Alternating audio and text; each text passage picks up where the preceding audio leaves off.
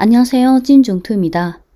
오늘은 군수산업과 관련해 홍콩 사우스 차이나 모닝 포스트 6월 18일 기사 한 편을 공유하겠습니다.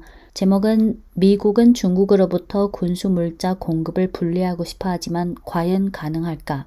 제목 밑에 이렇게 써 있습니다. 글로벌 공급망에서 중국의 핵심적 역할은 모든 중국산 재료와 부품을 무기 제조에 사용하는 것을 중단하는 것이 진짜 도전이 될 것이라는 것을 의미한다. 네, 본문 중 핵심 내용 위주로 발췌해서 공유하겠습니다.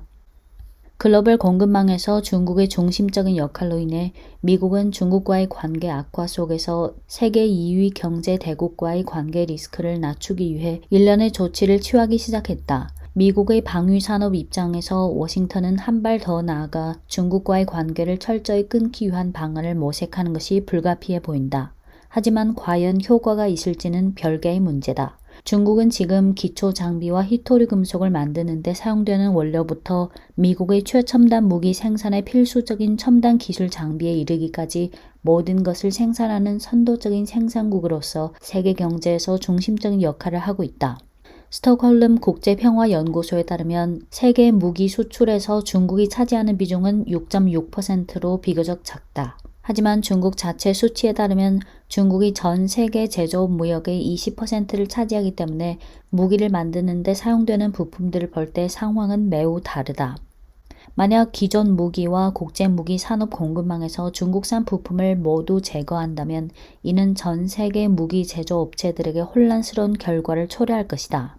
정밀 유도 미사일 제조업체들은 충분한 센서를 구할 수 없게 될 것이고 야간 투시경은 충분한 적외선 렌즈가 없게 될 것이고 방탄 섬유의 부족은 방탄복 공급에 연쇄적인 영향을 미칠 것이다. 만약 기존 무기와 국제 무기 산업 공급망에서 중국산 부품을 모두 제거한다면 우크라이나 전쟁을 갑자기 멈추게 할 수도 있다. 자벨린 대전차 미사일부터 패트리어트 대공 방어 시스템에 이르기까지 서방이 우크라이나에 공급하는 대부분 장비들은 다 작동을 멈출 것이고 드론에서 장갑차에 이르기까지 러시아 무기고의 중요한 부분들도 작동을 멈출 것이다. 미국과 동맹국들의 초석 스텔스 전투기인 록히드 마틴의 F-35 라이트닝2는 생산 라인이 멈출 것이고 기존 함대의 교체 부품은 소진될 것이다. F-35 라이트닝2의 엔진과 비행 제어 시스템은 네오디뮴, 디스프로슘, 프라세오디뮴과 같은 희토류 물질로 만들어진 중요한 고성능 자석을 사용하는데 모두 중국에서 공급된다. 중국은 세계 희토류 가공 산업을 지배하고 있기 때문에 이러한 고급 자석은 직접적인 대체 공급원이 없게 된다.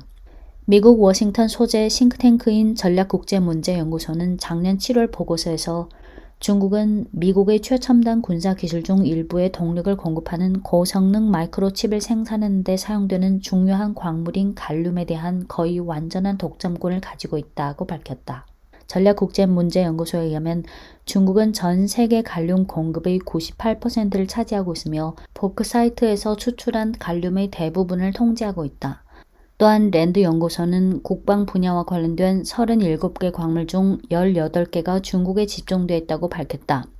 미 국방부 차관인 캐슬린 헤익스가 드론과 전기차 등 수천 개의 군사 시스템의 필수적이라고 표현했던 첨단 배터리는 중국이 광물 추출, 가공, 부품 제조부터 배터리 조립까지 공급망을 장악하고 있는 또 다른 분야다.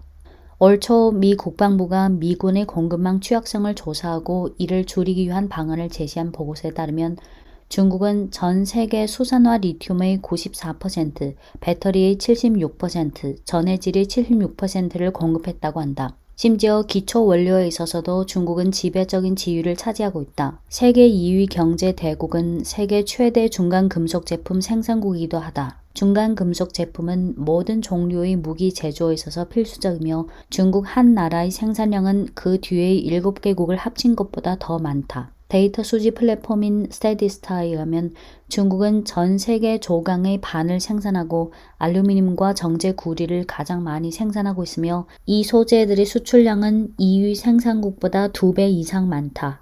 또한 중국 전기차 산업의 급격한 번영은 워싱턴의 큰 걱정거리다.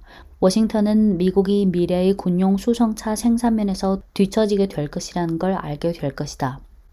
워싱턴과 북경 간의 긴장이 고조되고 코로나19 팬데믹으로 인해 부각된 글로벌 공급망의 뚜렷한 취약성을 고려할 때 미국에 있어서 국내 제조업을 재건하고 중국에 대한 과도한 의존도를 줄이는 것이 국내 양당의 정치적 모순을 뛰어넘는 우선적 과제가 됐다. 조 바이든은 취임 한 달 만에 탄력적인 공급망을 구축하기 위한 행정명령에 서명했다.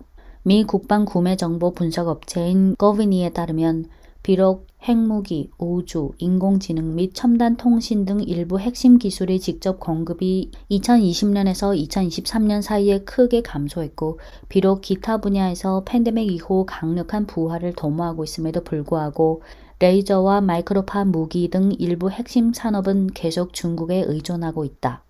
랜드 연구소의 수석 국제 국방연구원인 터머스 해스는 세계화된 공급망과 복잡한 하청 관계로 인해 미국과 동맹국들은 중국에서 만들어졌을지도 모르는 무기와 플랫폼의 구성 요소 또는 일부를 추적하는 데 어려운 도전에 직면해 있다고 말했다.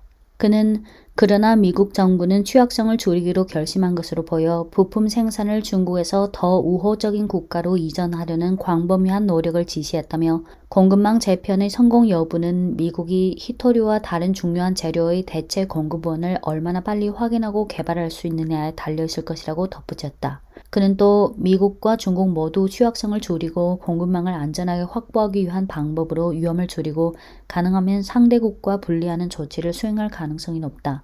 히토류의 경우 더 우호적인 국가는 호주가 될 수 있는데, 호주는 일부 중요 광물의 풍부한 매장량을 보유하고 있으며 이미 히토류, 텅스텐 및 코발트와 같은 중요 광물을 개발하기 위해 미국과 파트너십을 체결했다. 미 국방부의 2022년 공급망 행동 계획에서 제시한 것처럼 저생산 능력, 기술 의존도, 인력 부족과 같은 국가의 체계적인 산업 기반 문제를 해결하기 위해 국내 제조, 중소기업, 연구개발, 스템 교육, 산업 표준화 및 동맹국과의 협력에 대한 더 많은 투자가 제시되었다. 네, 이상입니다.